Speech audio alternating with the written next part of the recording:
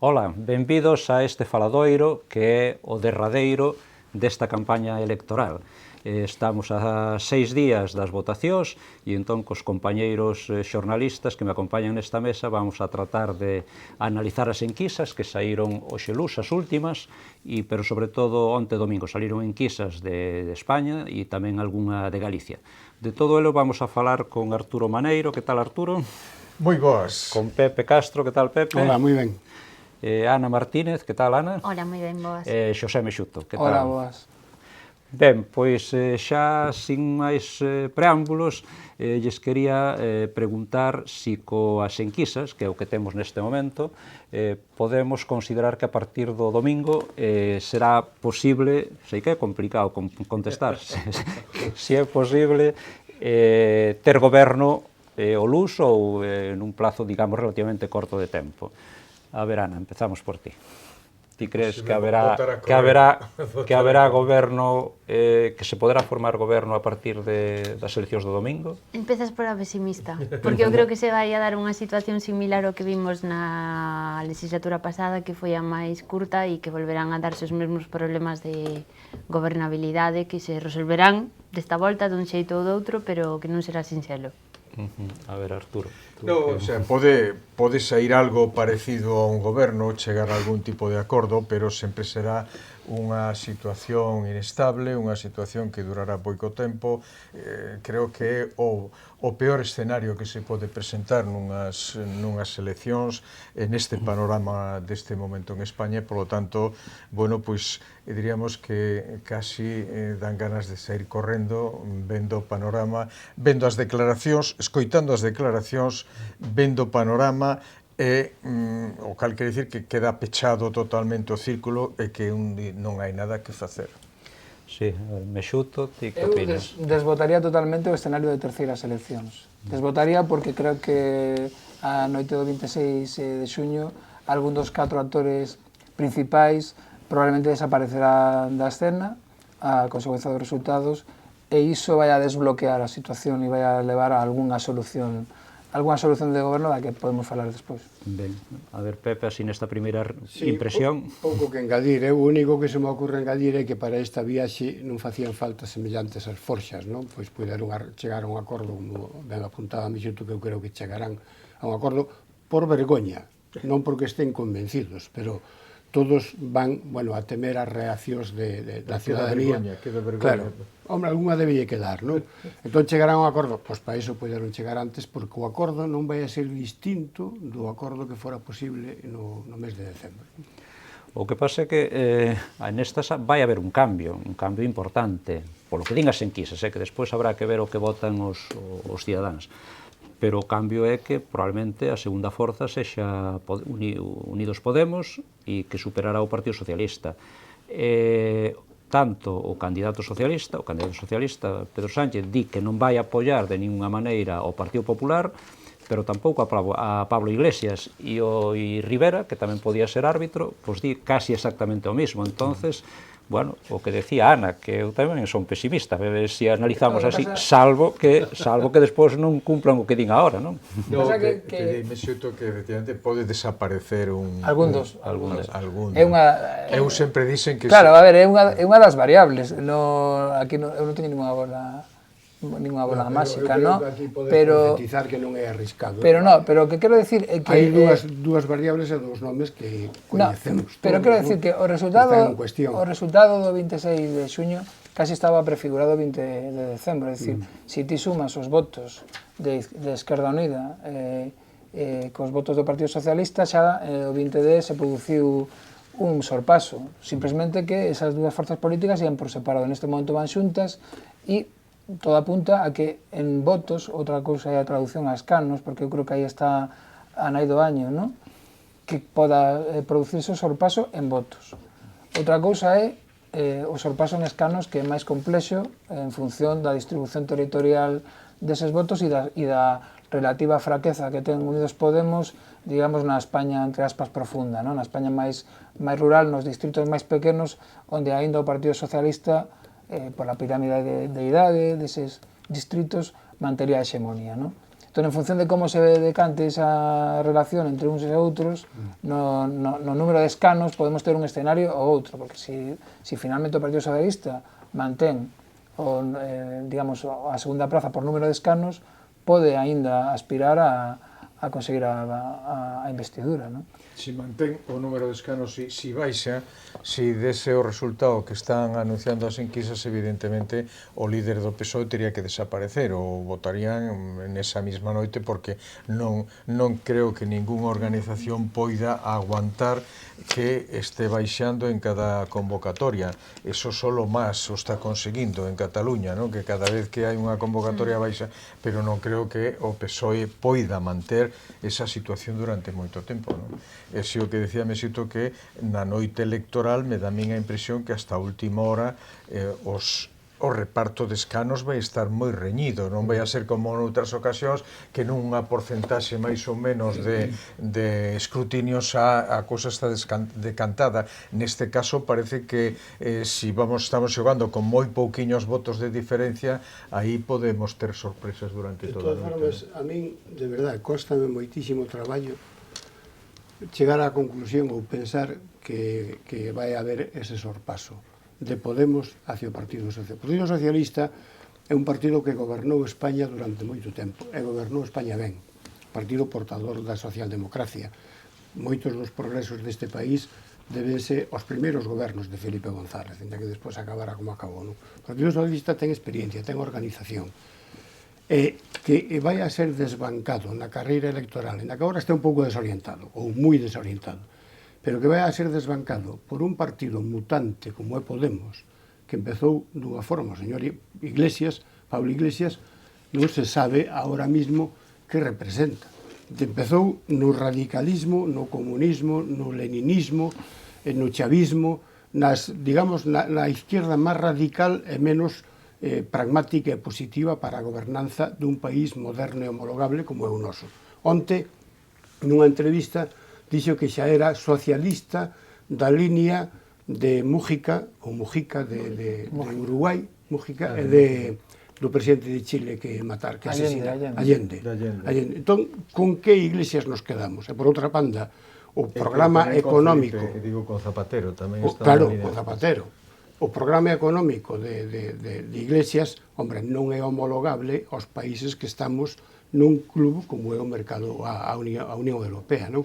Entón, cóstame moito que a xente, os ciudadanos, nos suicidemos, nos peguemos un tiro nun pé para votar a algo que por moito que prometa non o vai a cumplir, porque non pode cumplilo. O programa económico é unha auténtica utopía. O que pasa é que cando todos os sondeos apuntan hacia esa tendencia, un pouco raro creer que sorpasen votos e iso non vai a darse. Hai moita xente cabreada, claro, moita xente enfadada e moita xente que o está pasando mal, que seguramente son os votos daqueles que di, bueno, de perdidos ao río, eu non teño nada que perder, eu vou a votar a estos, que os outros xa sei o que me deron, que non me deron. En Grecia viviron unha experiencia parecida, non?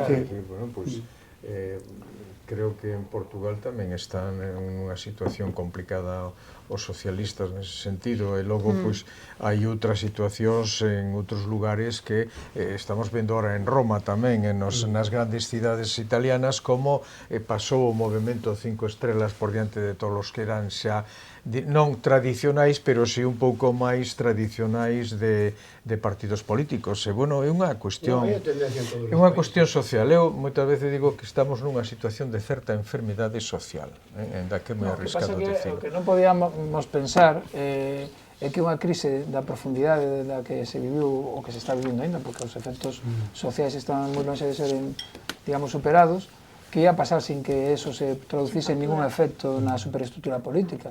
Na superestructura política era basicamente un bipartidismo imperfecto que se sustentaba, digamos, en dos partidos e logo os socios que normalmente eran os nacionalistas vascos e cataláns, ¿no? Entonces, os nacionalistas vascos e cataláns se desenganchan do tren de alguma maneira e o bipartidismo tamén entra en crise. E entran en escena novos actores, ¿no? E efectivamente, eu creo que a dialéctica novo-vello explica bastante isto, e hai unha fenda xeracional, ¿no? Se ti colles os inquéritos e vas vendo por franxas etarias, os resultados dos inquéritos son enormemente variables, ¿no? É dicir, de 18 a 35 anos, Podemos sería a primeira forza neste momento, que estamos nesa situación. Vale. Hai un componente xeracional, ¿no? Conforme vas subindo na pirámide de edad, dicir, conforme vas pues, tendo a xente pues, que pues, está nos 40, nos 45, nos 50, etc., podemos vai decrecendo en apoios, ¿no? E este é un fenómeno que de alguna maneira de outros, digamos, tomando outras formas tamén se está dando fora do Estado español, ¿no? Co cal, bueno, hai unha reagrupación, un reagrupamento, etc., de forzas e veremos en que edade. De todas maneiras, eu tampouco me abonaría moitos exercicios apocalípticos porque eu que xa teño unha edade, bueno, que por lo menos media. Bueno, edade media, pero que vivín, sí, pero vivín o estúpido do 82, ¿no? Do Partido Socialista, etc., ¿no? Cando chegou un partido que era clandestino pois 7 anos antes, de repente consegue 202 deputados no Congreso, ¿no? Sí, pero era un partido... No, pero espera, digo, e o partido e a dereita, antes desa chegada, profetizou todo tipo de catástrofes, ¿no? De que iba a chegar un partido que iba a nacionalizar os medios de produción, que prácticamente isto iba a ser pues, unha república soviética, etc. Bueno, e o que vimos foi unha xestión bastante normal do capitalismo, ¿no? Porque é o que... como por certo recoñecen os propios dirixentes de Podemos no documental este que acaban de que se pode visionar nas salas, esta película de Aranoa, ¿no? Unha xestión do que se pode facer nun estado desenvolvido da Unión Europea, ¿no? Que é o que está facendo Tsipras, ¿no? Non nada revolucionario ni nada radical, por certo. No, porque, entre outras cousas, ao estar na Unión Europea non tes soberanía suficiente como para tomar... É unha marxe moi pequena. É unha marxe mínima, ou te vas, cousa que non podes facelar desde o goberno, ou realmente non tes moita marxe de maniobra porque as directrices veñen de Europa, no cual... En fin, total que haberá que esperar a noite. Haberá que esperar a noite, pero ahora que estabais falando destos cambios, porque, bueno, pode haber un cambio, ou a ver se hai cambio ou non, que ainda está por ver, non? Un cambio na sociedade, non? Pero en Europa, que falabades, parece que o sur de Europa vai nunha dirección, digamos, hacia este tipo. E o centro e norte de Europa, que tamén hai unha serie de movimentos, como estos días tamén en Inglaterra, que van ideolóxicamente no sentido contrario, que incluso ali pois vai máis hacia a extrema dereita, non? E, bueno, son dúas Europas distintas, non? O mellor. Pero hai factores históricos que explican. Sí, factores históricos, efectivamente. Pero tamén é raro que ningún país do sur de Europa apostara por eso, non? Sí, pero en España sempre vamos un pouco máis por detrás das tendencias de Estados Unidos e de norte de Europa. E cando ali as cousas xa non funcionan, entón nós as asumimos como novas. No, o que pasa temos un certo retraso. Eu creo que aquí, digamos que a extrema direita que apareceu en outros países, sobre todo do norte de Europa, máis do centro, aquí está tan demonizada desde o franquismo que ninguén se atreveu a toda agora a decir que era da extrema dereita ou a fundar un partido de extrema dereita. Por qué? Ni siquiera de dereita, porque está demonizada completamente e quedou estigmatizada desde aquela. De tal forma que non temos extrema dereita, senón, seguramente... Bueno, houve aí unhas residuos da falanxe, de las Homs e todas esas cosas, pero eran... Esos eran frikis, e moi residuais. Totalmente residual, pero... Intentaron aí unha época... Na época da transición. Seguramente, si existira aquí o fenómeno ou algún fenómeno de extrema dereita, Pablo Iglesias sería unha fracción do Partido Socialista, como se chamaban aquelas minorías dentro do partido corriente, unha corriente dentro do Partido Socialista, e non estaría onde está encabezando o que está, non? O que sí é certo é que vamos a ter un problema serio si partidos importantes como o Partido Socialista queda desgajado ou non ten posibilidade de estar no xogo de conformación de goberno. Eso creo que vai a ser un problema para España, non? E para o sistema. A clave eu creo que verosímilmente vai a ter o Partido Socialista, é dicir, o Partido Socialista ao final... un papelón complicado. Sí, un se papelón complicado, queda de Claro, bisagra. vai a acabar probablemente decidindo que tipo de goberno hai, Sí, non? o que pasa, claro... O Xoa de Bisagra e Rivera, como di, quere ser árbitro, co cual vamos a ter aí dous partidos, un árbitro e outro bisagra. a ver quen se pilla os dedos en esa porta, pero bueno. O problema do Partido Socialista, eu creo que o sorpaso ademais pode vir por aí, non? Pola crisis interna que ten o propio Partido Socialista, por unha falta de liderazgo clara, por unha falta de clarificación de ideas, e non dicir en Cataluña o que en Andalucía di a señora de Andaluz, Susana Díaz, non? Pedro Sánchez di en Cataluña unha cousa e ela di en Andalucía outra cousa. Entonces, depois a división interna. Eu creo que o gran problema do Partido Socialista é este. Non é que este esgotado o seu modelo, que en absoluto está. Ahora, que fai falta é un pouco de poso, un pouco de asentamento de ideas e leválas á práctica, non?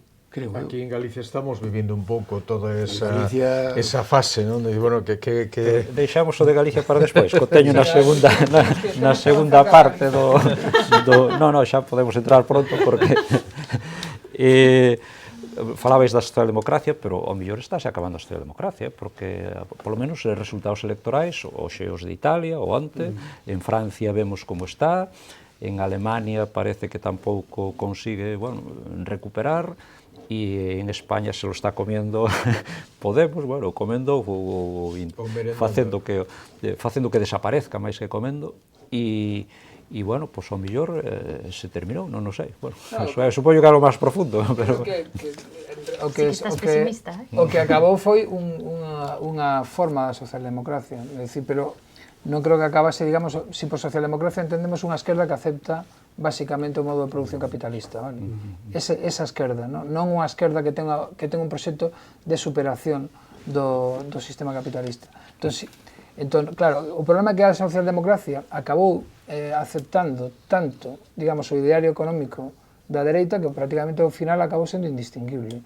E ese é un problema que fai que sectores populares de, por exemplo, os países centrais, non? Incluso en Francia é o caso máis claro, non? Sectores populares da clase traballadora, da clase obreira, que eran apoiantes primeiro do Partido Comunista e despois do Partido Socialista, agora voten masivamente a Le Pen, non? Porque se non hai diferencia básica entre as propostas económicas, pois ao final o que máis chifre, capador, non? E o que máis chifra é o señor...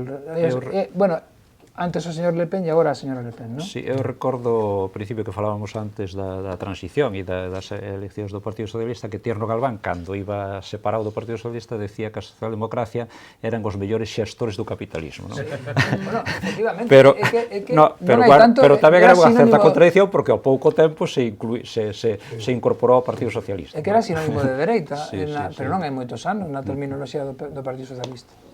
Hai unha bella teoría política que sempre di eso, que as modificacións ou reformas que tiña que facer a dereita, que melloras ten que facer a esquerda. E aquí en España sucedeu clarísimamente ese tema, que todas as reformas, reestruturacións, cerrar sectores, todo eso só podía facer o PSOE. Se o chega a facer un partido de dereita sería imposible. Arturo, pero eso é o que está pasando neste momento en Grecia, é dicir, cal é o partido mellor para xestionar a situación neste momento? Desde o punto de vista do capital, Sirisa.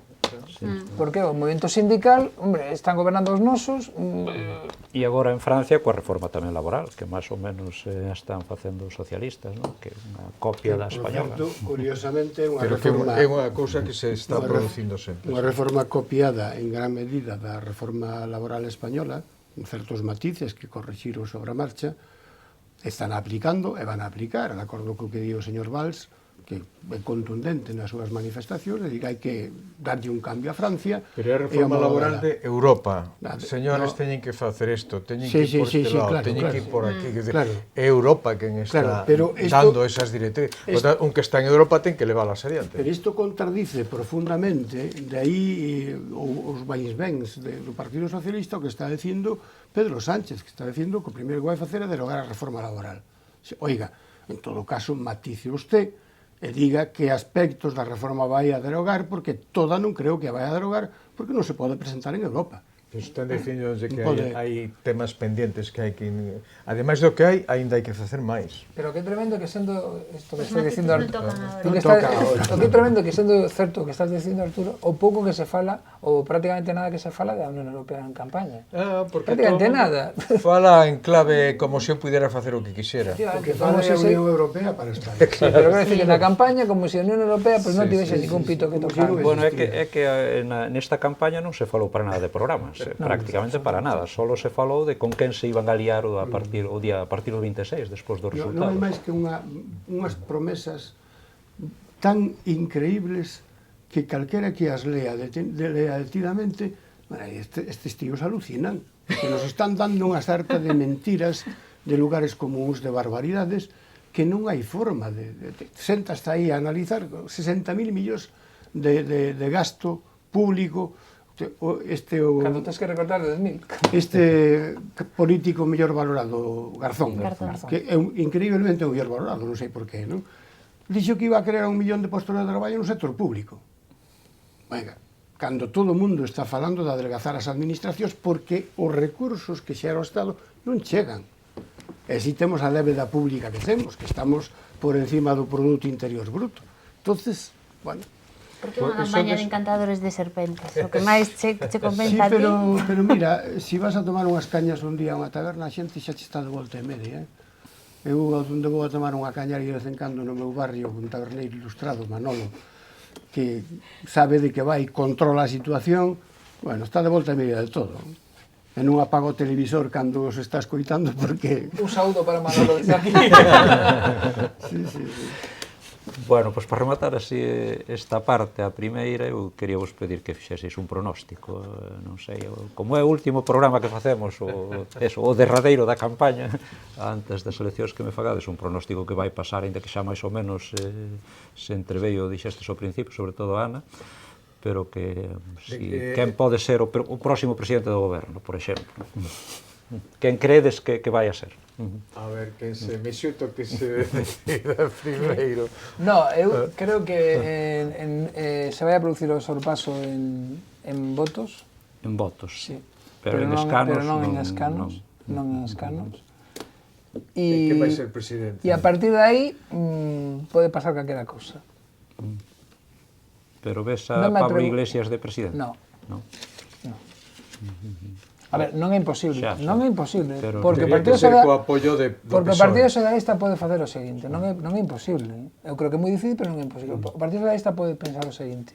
Claro, vamos a ver, o Partido Socialista, imaginemos que o Partido Socialista queda terceiro en escanos, ¿no? E que suma maioría absoluta con Sí. Podemos, ¿no? Está, Que se sí, pode dar esa pode, situación. moi Moi ben. cerquinha, sí. Entón, aí inmediatamente vai haber un debate interno dentro do Partido Socialista. E hai dúas opcións. Opción, permitir con a túa abstención que goberne o Partido Popular, ou opción de dar os votos para que investir presidente a Pablo Iglesias.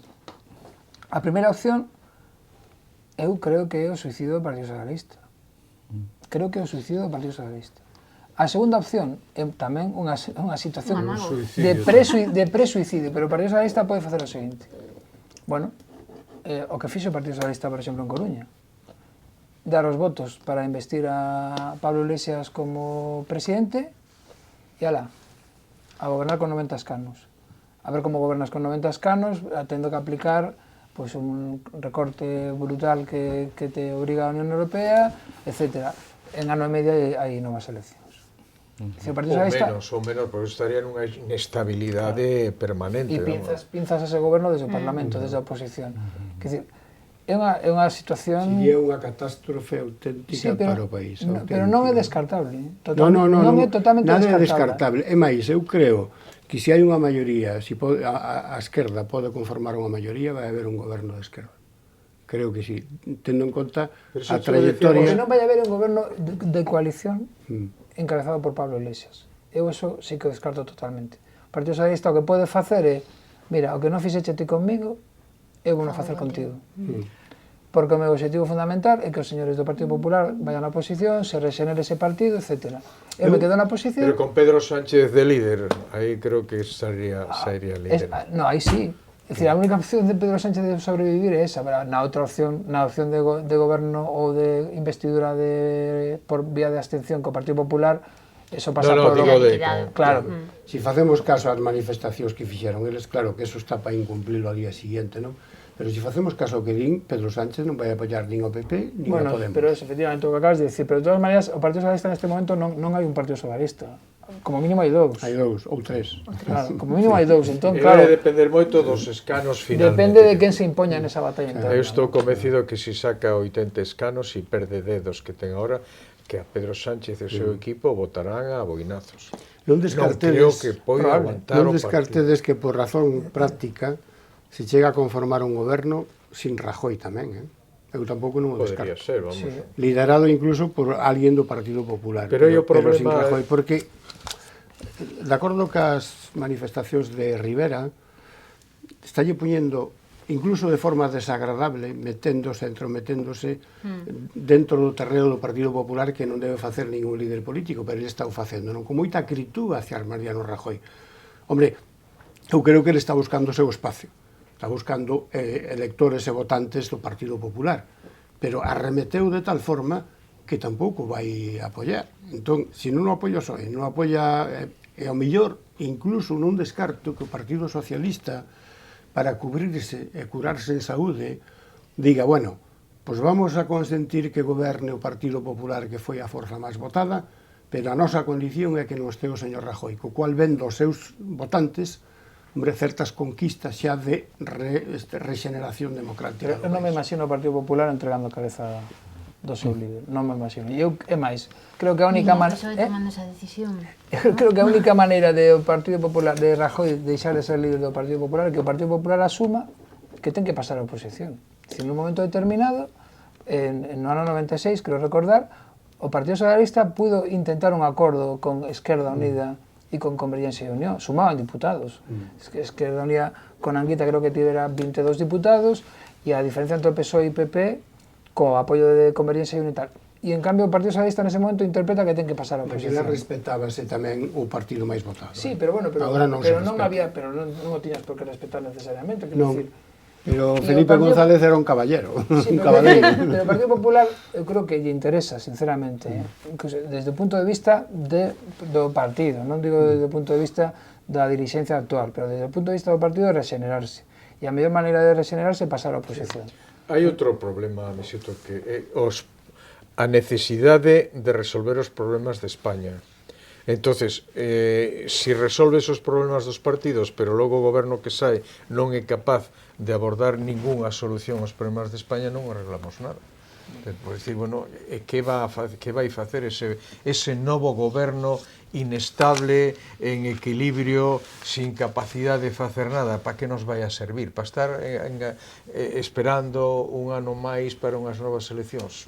Eu aí non lle vexo que iso resolva ningún problema. Poderá resolver o problema do sudoku de que facemos con estos escanos, pero non resolve o problema español. É que eu creo que aí está a clave. A clave do sudoku de formar goberno todo apunta a esa situación. Aí está a clave da historia, non? Cos problemas de España, pero ninguén fala deles. Hai un problema territorial tremendo que en Cataluña está pasando o que está pasando, que todos sabemos que está pasando. Bueno, ali, digamos, que o Estado de Direito español prácticamente non existe.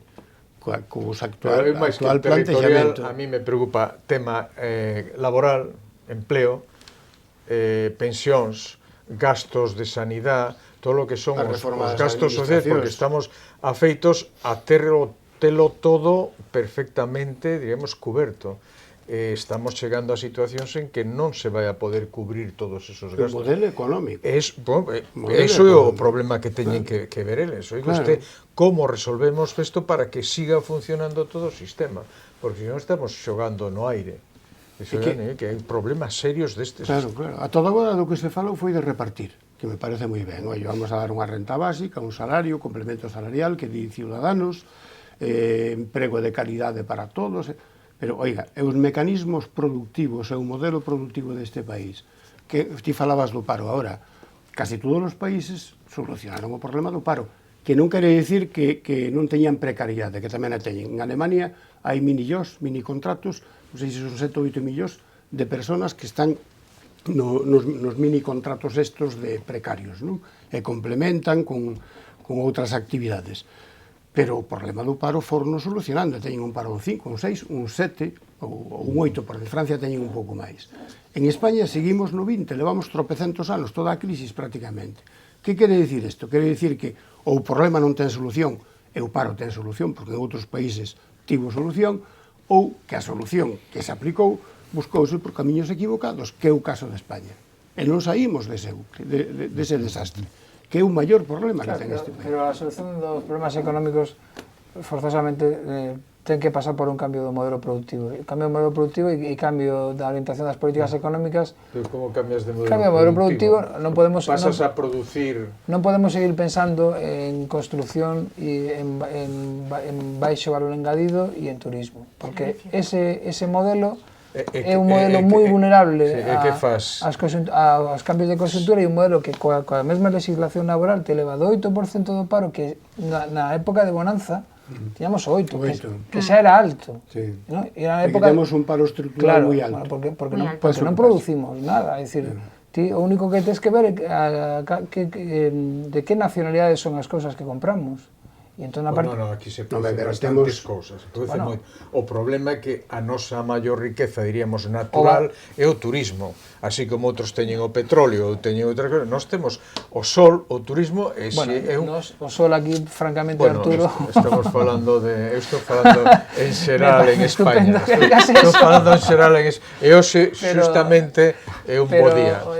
Non podemos manter un modelo productivo baseado na construción, en tapiar o territorio. Temos as maiores fábricas de vehículos. Pero non son de propiedade... Bueno, pero se están aquí... Son de propiedade estranxeira, son empresas deslocalizadas a España. Se traballa aquí, se pagan impostos aquí, a xente cobra aquí... Pero o valor...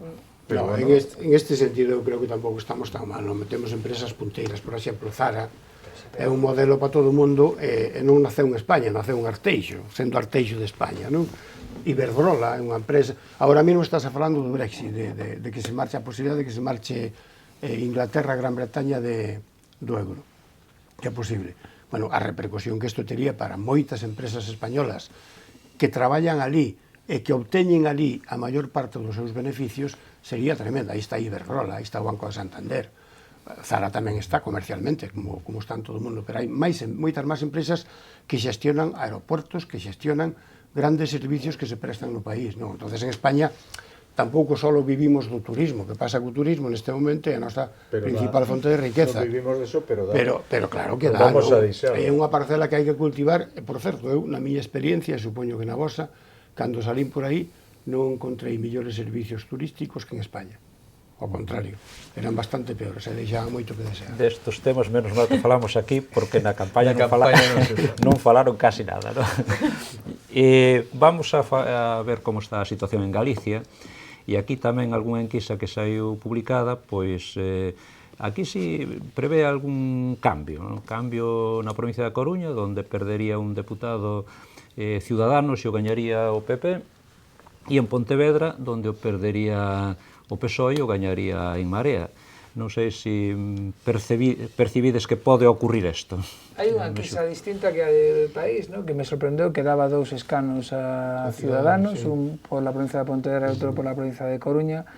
Eu tendo a pensar que Ciudadanos vai a ter un resultado electoral en xeral malo, e creo que é bastante probable que perda a representación que conseguiu o 20D, non?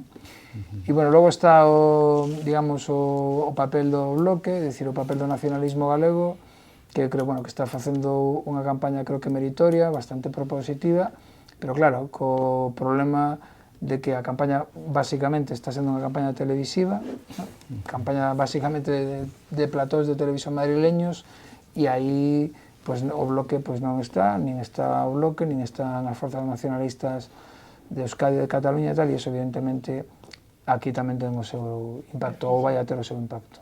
Si, no, eso é certo, que a campaña é, digamos, española, totalmente. Nunca máis que agora. Eu creo que sí, que nunca tanto.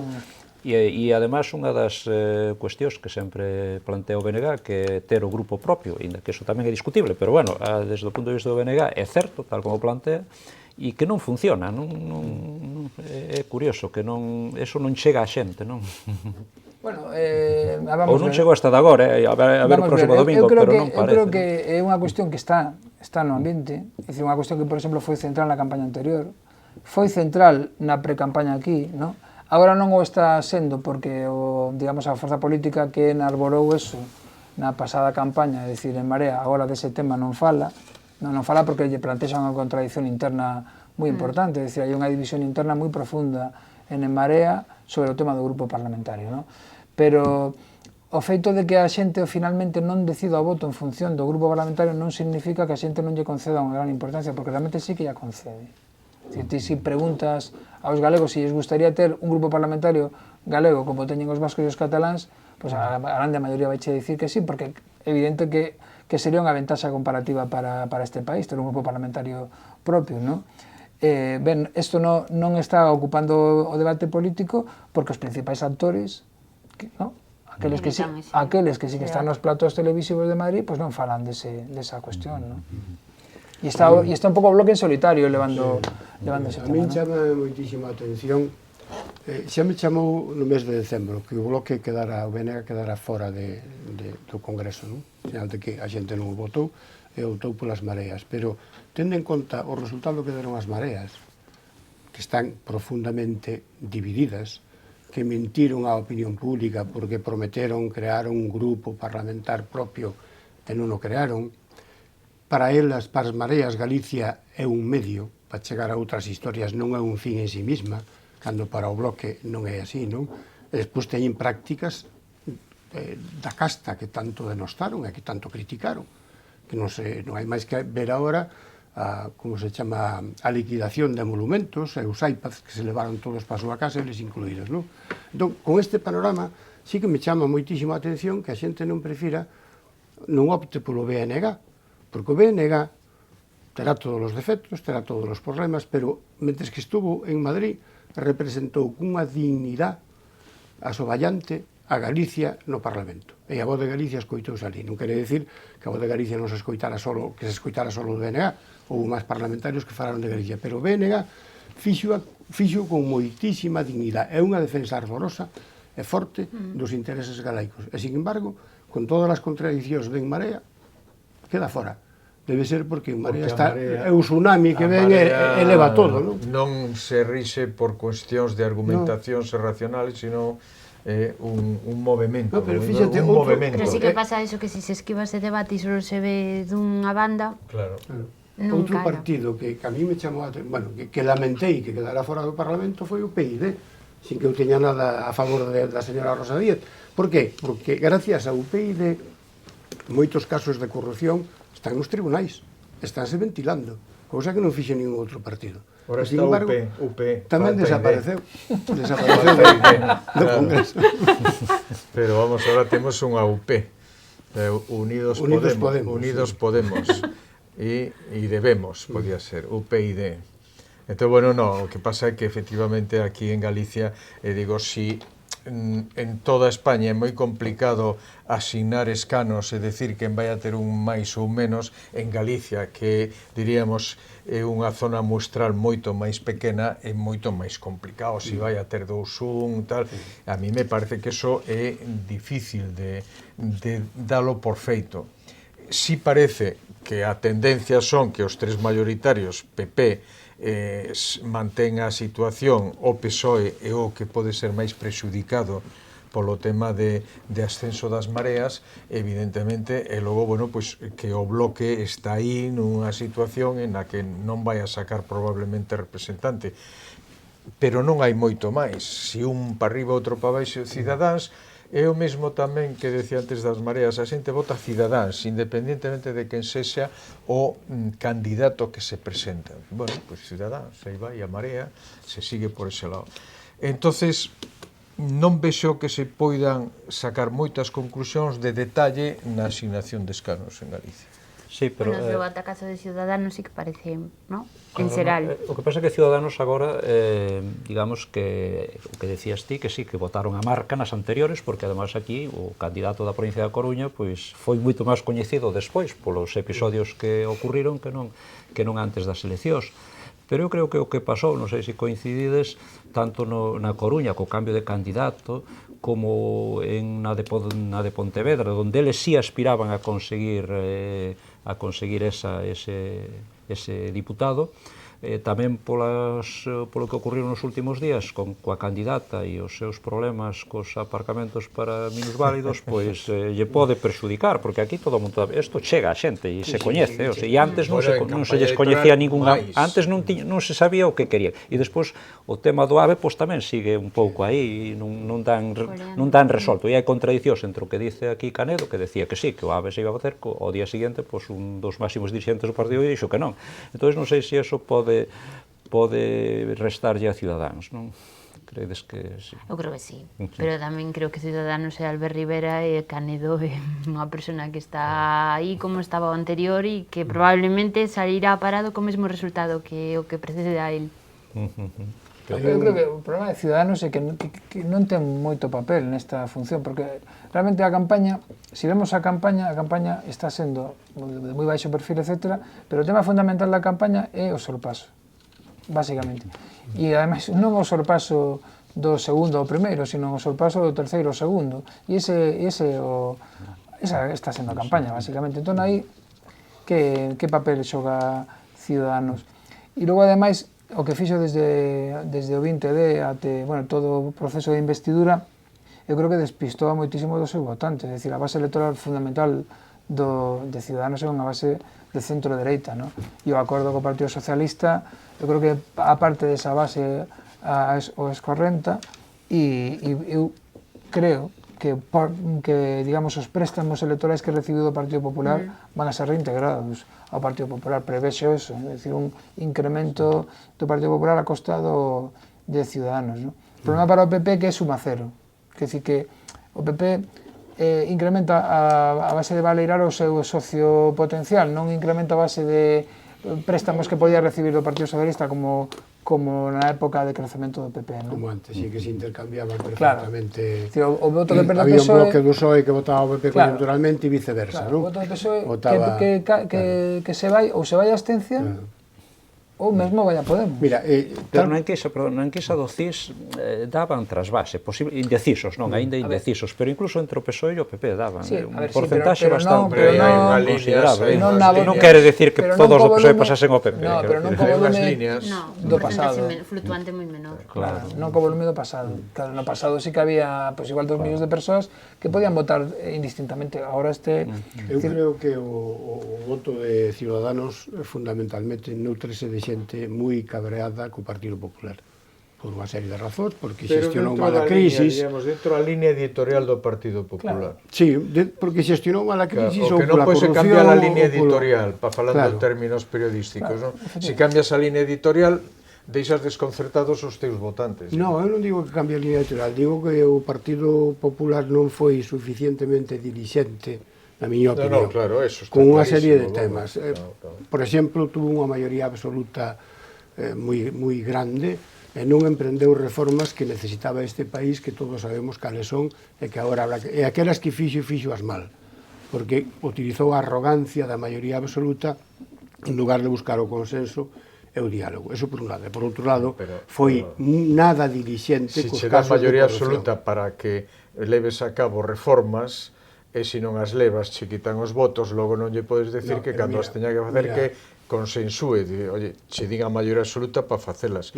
O malo é a perdes cando non utilizas, diríamos, ese mandato que che deron. Pero hai reformas que, aínda que teñas toda a maioría absoluta do mundo, debes consensualas ca oposición, porque a oposición tamén ten ideas. Por exemplo, a reforma educativa. A reforma educativa non é para impoñerla como impuxo o señor Ver, con todas as bondades que teña, o goberno, a reforma do señor Ver, que lle deron todo o poder. Iso hai que consensualo. E non costa ningún traballo sentarse ca xente, sentarse coa oposición, porque é un tema de Estado.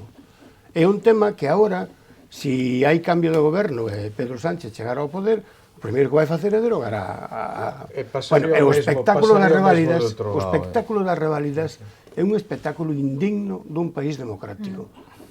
Contestadas por non sei cantas autonomías, incluso aquí en Galicia. Contestadas polos profesores. Por que? Porque non está consensuado. E polas leyes parece. Non, os profesores fundamentalmente.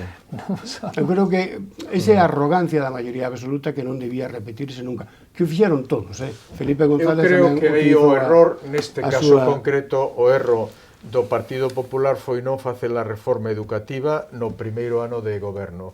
E logo tes 3 anos para levala adiante. O que non podes facer é ter unha maioría absoluta e plantexar a reforma educativa no último ano, porque entonces xa non tes capacidade de maniobra como fixera Aznar. Recordade que Aznar tamén fixo o mesmo, deixou a reforma educativa para o último ano e cando chegaron as eleccións non entrou en vigor. Esa xa non, que xa non se discutiu, xa inmediatamente quedou derogada. Entón, ti tes que facer esa reforma no primeiro ano de goberno e facela con consenso ou sin consenso. E logo xa tes 3 anos para desarrollala. O que non podes facer é esperar ao final. Eso non é unha forma de gobernar o país. Igual que outras. Sobre todo cos pais e cos nenos, que é un desconcerto total. Os pais e os nenos os desconcertan os profesores, fundamentalmente. Estades me dando razón que Os profesores tamén son pais. Que na campaña, non digo que estades me dando razón que na campaña non debatir estes temas, témolos que debatir aquí. Sí, señor. Sí, señor, terías que copiarnos aquí. Eu acabo de estar escoitando unha promoción de Radio Nacional dicindo vamos a ter un debate, non sei se era na Española ou na UN, e dicía, a pregunta fundamental que temos que ver hoxe, con quen vai pactar? Dice, oye, o sea que aquí a preocupación fundamental é con quen vai pactar. No debate a 4, ese debate que é o único debate que houve en campaña, se nos presentou o debate como este é o debate que vai a decidir quen vai a ser o presidente. Pero eso é para que o vexa moita xente, despois non decide nada. Non é un debate para contrastar ideas. Despois non deciden nunca nada. O que vai a decidir. Mira, outra é que as eleccións estas en Galicia teñen maior importancia quizás si cabe que no resto de España, porque son unha especie de primarias ou un ensayo das autonómicas. E en que maneira poden influir? E, bueno, podemos ir por partidos, podemos analizar por partidos. Está claro que, bueno, o Partido Popular, pois, se mellora os resultados nestas con respecto a decembro, pois, collerán máis folgos, non? O Partido Socialista, que acaba de chegar a Leiceaga, e iso concretamente vos quería preguntar se o efecto Leiceaga, se é que lle podemos chamar así, vaise notar nestas, porque claro, sería un pouco dramático que encima baixase votos despois deste cambio, non? Sería moi injusto atribuir un descenso a Leiceaga, é injusto, pero en parte ahora está dando en la cara, non? Sí, no, ele é o cabeza visible, claro. No, a ver, ele está aproveitando a campaña para facer unha especie de presentación súa, porque o seu grau de coñecemento na sociedade galega é moi baixo, entón eso é normal, pero, a ver, el non ten responsabilidade da... Teñeno moi difícil. Teñeno moi difícil, pero... En Galicia, nas eleccións tamén, teñeno moi difícil. Eu creo que as claves son distintas. O que si é certo é que o desenlace de Madrid, máis que o resultado das 4 circunscripcións galegas, máis que eso, o desenlace de Madrid, é dicir, como se vai a desenlear, digamos, o sarillo que hai montado en Madrid e finalmente que vai a gobernar, etcétera, pois eso vai a ser moi relevante. É dicir, non é o mesmo que o Partido Popular vaya ás eleccións galegas desde a oposición en Madrid a que vaya desde o goberno, non? Por poñer un exemplo, non?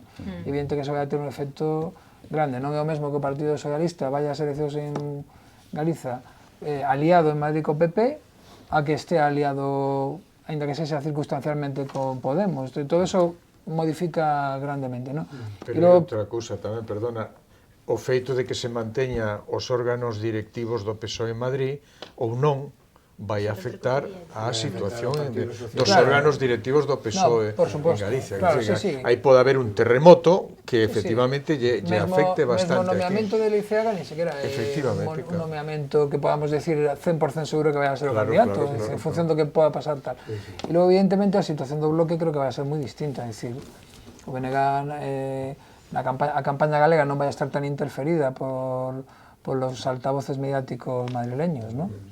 Por tanto, aí vai haber moita menos presión da mediática madrileña e, por tanto, o Bloque vai a ter máis bazas, non? De todas formas, eu creo que de cara ás galegas, hombre, teñen que modificar o discurso das campañas, non? A min, cada vez que escoito a Sánchez ou a Rivera ou ao mesmo Iglesias a remeter contra Rajoy en Madrid, pareceme ben, seguramente teñen moita razón, porque o goberno de Rajoy ten moitas eiras, non?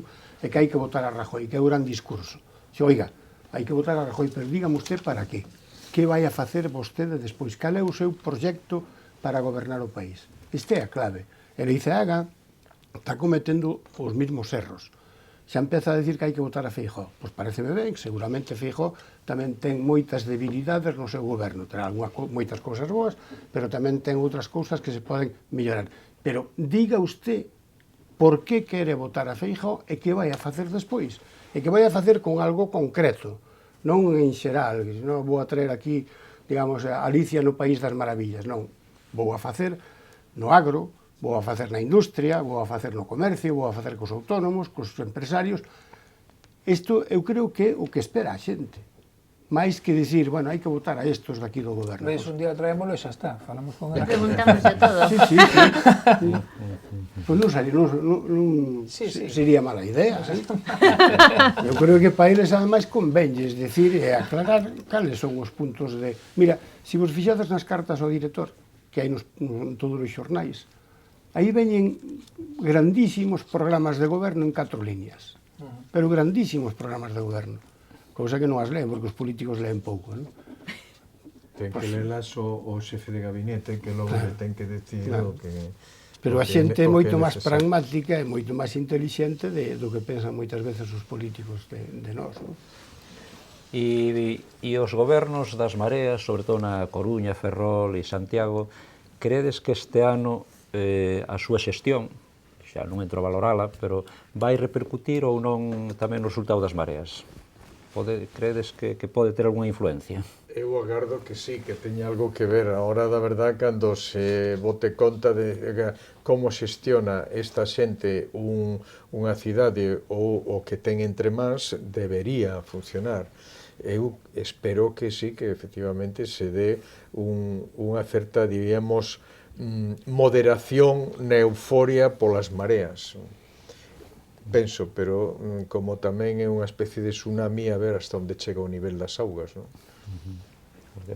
Creo que esa moderación haberá, pero non sei se agora, porque todavía hai esa condescendencia de que siguen vendose como un fenómeno incipiente. A marea ainda está subindo. Sobre todo nesa franja de idade que decías antes. Está subindo, sí. Eu creo que teña un pouco de bula, non? Non, é que eu digo porque nas anteriores eleccións, se non recordo mal, os datos, por exemplo, en Santiago, das mareas, perderan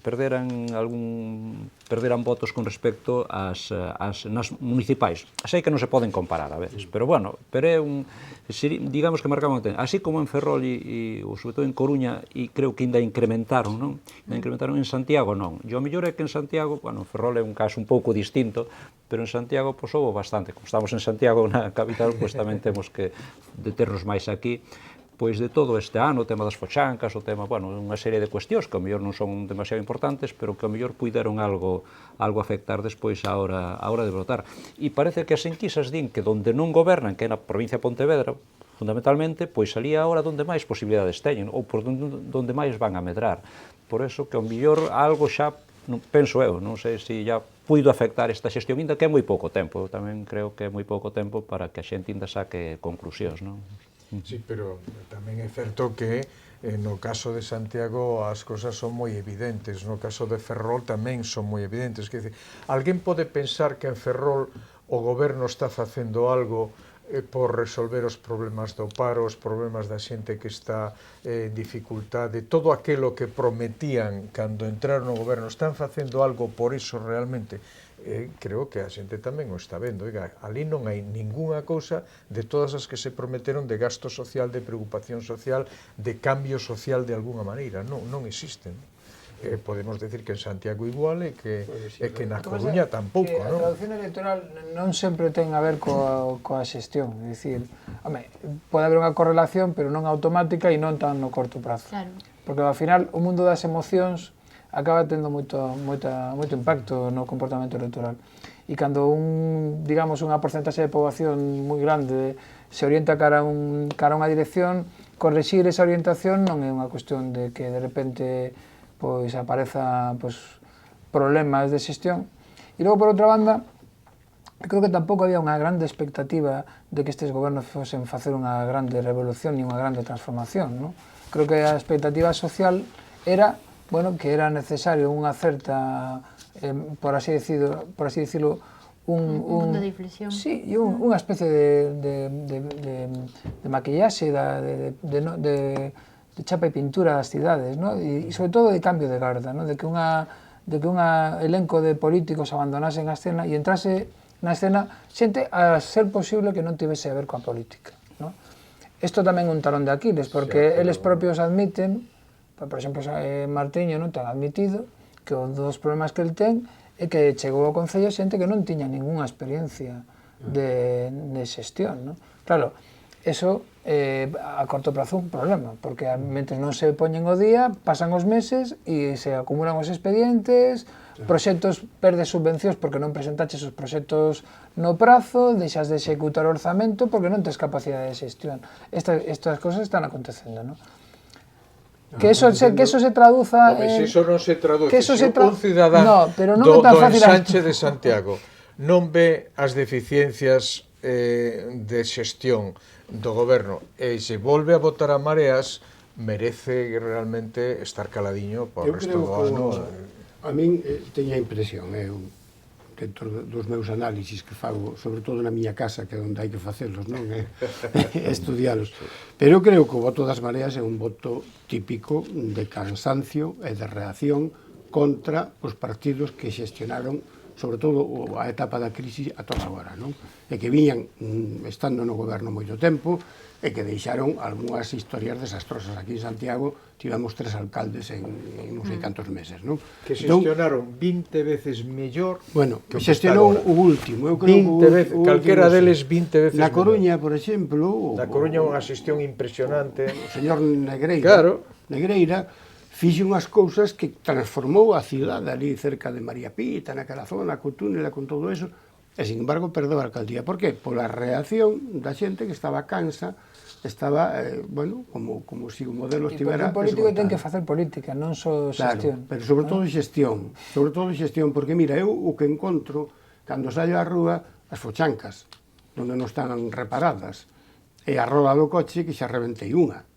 Entón, eso para min é xestión. Unha señora que andaba por aquí, que caeu... Iso é o día a día, non? E ti o que tens que ver é que haxa alumbrado, que haxa limpiada nas rúas, que os colexios estén atendidos, as cousas del comer, de todos os días que necesitamos todos.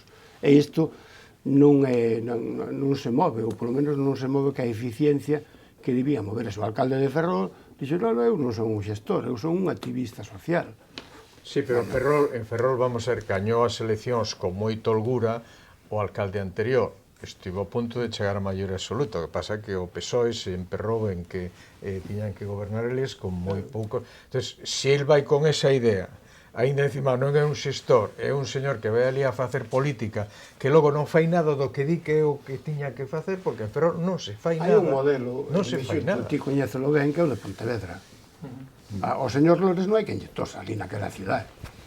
Non só en Pontevedra, sino que é modelo... Aí se fai política e xestión, a ver. Modelo de xestión de cidade en moitas cidades de España e no resto do mundo, que levou premios internacionais, non?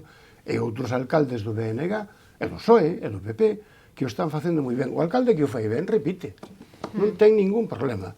Pero claro, con este currículum que teñen as mareas, hombre, eu non sei se repiten o día de mañá. Quizás nos concellos se valora máis a xestión, non? Claro. O que estáis falando, máis a xestión esa directa máis que a política, non? Sí, pero estamos falando de eleccións ao Parlamento de Galicia, Claro, tamén. Sí.